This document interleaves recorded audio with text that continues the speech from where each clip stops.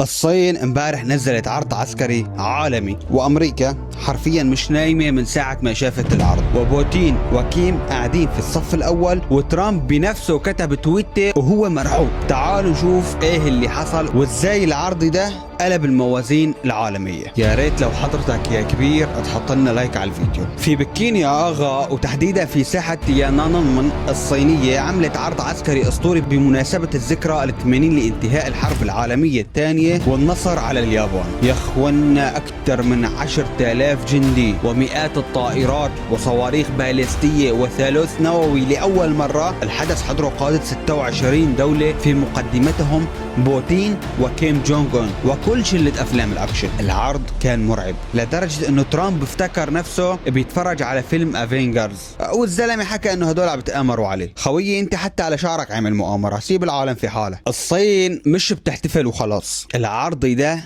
رسالة واضحة، نحن رجعنا بقوة وبنحتفل بانتصارات الماضي بس علشان نعلن عن انتصارات المستقبل. امريكا واوروبا قعدوا يراقبوا بقلق، لانه اللي تعرض مش مجرد استعراض، ده اعلان رسمي ان الصين مستعده.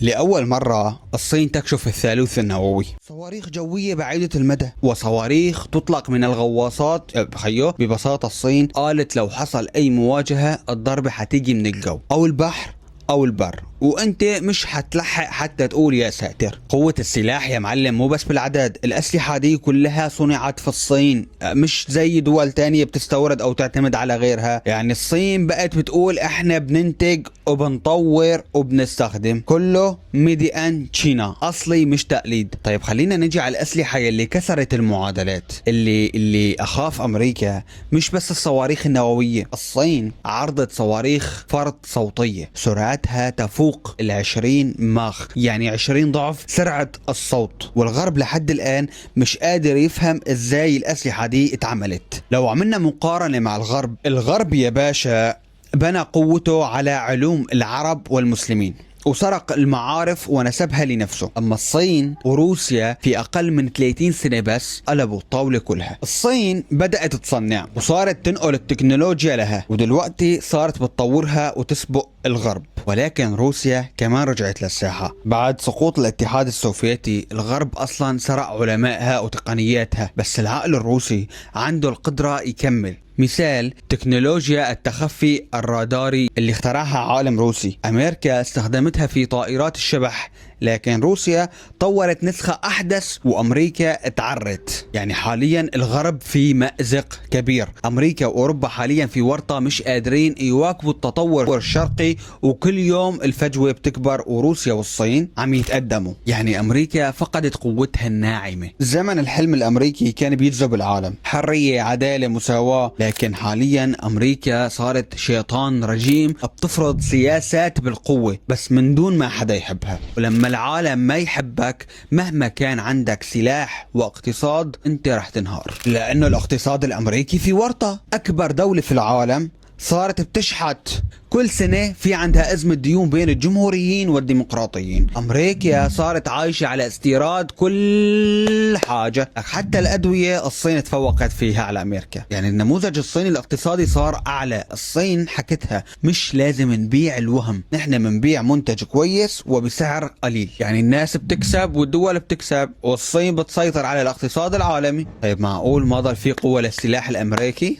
يعني بح حتى السلاح يلي أمريكا متفوقة فيه، الصين نزلت تقنيات جديدة قلبت الطاولة لأول مرة. يعني أمريكا ملاقية نفسها مش لوحدها في الملعب. الصين صدمت ترامب نفسه كتب تويتة عن العرض العسكري الصيني ووصفه بالرهيب، بس طبعا عمل حركته المعتادة، بيقطع التاريخ وبيدعي انه أمريكا بس هي اللي حررت الصين. لك هذا فخ سياسي مكشوف خويي. ترامب تبع الكوميديا طلع يقول أنا يلي حررت الصين، وأنا يلي رجعت الأمن لواشنطن، وأنا يلي قضيت على العصابات. خوي انت حضرتك مش كنت رئيس قبل كده؟ لا، الرجل عم يتكلم كأنه كان عم يصلح بلاي ستيشن مش بيحكم أمريكا. يوما فيها ترامب بعت رسالة بتقول تحياتي لفلاديمير بوتين وكيم جونغ اون. شلون ضل ناقص يكتب بس تحياتي ليك يا بوتين، ما تنساش تدوس لايك على الصورة. ترامب عم بيقول انه رح نبني اكبر منظومة دفاع في العالم. يعني اسرائيل عندها قبة حديدية وانت طالع بدك تعمل قبة ذهبية.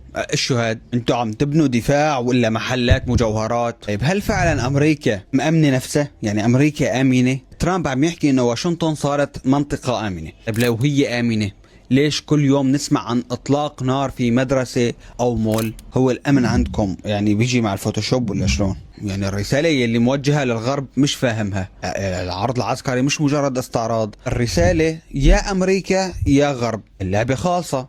حاليا في توازن قوة جديد وهن جاهزين لأي مواجهة. يعني أمريكا حاليا مضطرة تقفل ملفات أوكرانيا وقطاع غزة وإيران والبحر الأحمر، ولازم تجهز نفسها للصدام مع الصين، لأنه الموضوع صار now or never. طيب شو عن القراءة الدينية والسياسية؟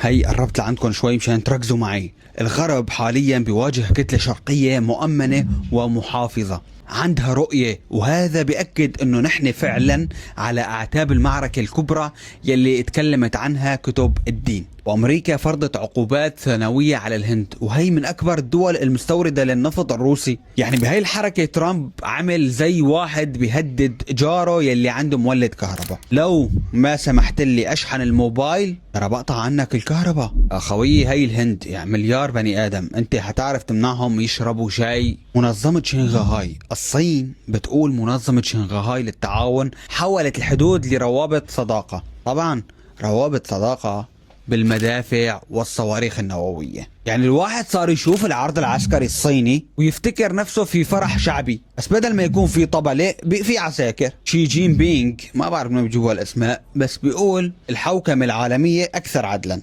ايوه الصين اللي بتعمل رقابة على الانترنت وبتحبس اللي بيكتب حرية على الفيسبوك عايزة تعلم العالم العدالة. يا جماعة هي مش سياسة، هي كوميديا سوداء. والله سمعتوا شيء عن بنك التنمية؟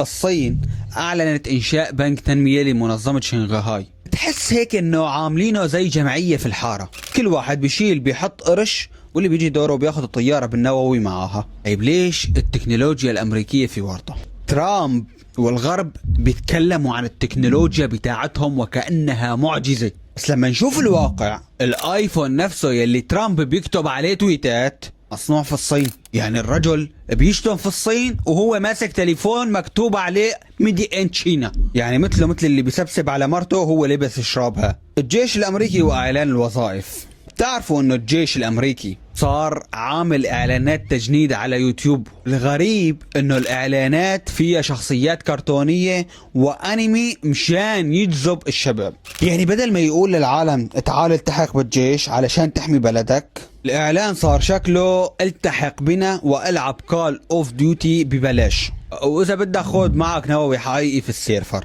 لو تكلمنا عن حروب الصين المستقبلية، اللي بيضحك اكتر انه الصين مش بس بتجهز اسلحة تقليدية هدول عم يجهزوا روبورتات مقاتلة وطيارات بدون طيار تدير معارك من غير جندي واحد ينزل على الارض. اما امريكا لسه مشغولة بتسأل هو الروبوت بينفع يساوي قهوة ولا ستاربكس يعني لو قامت الحرب الصين راح تبعت سرب روبورتات، وامريكا راح تبعت سرب ديليفري بيتزا، بما انه ترامب بيحب البيتزا.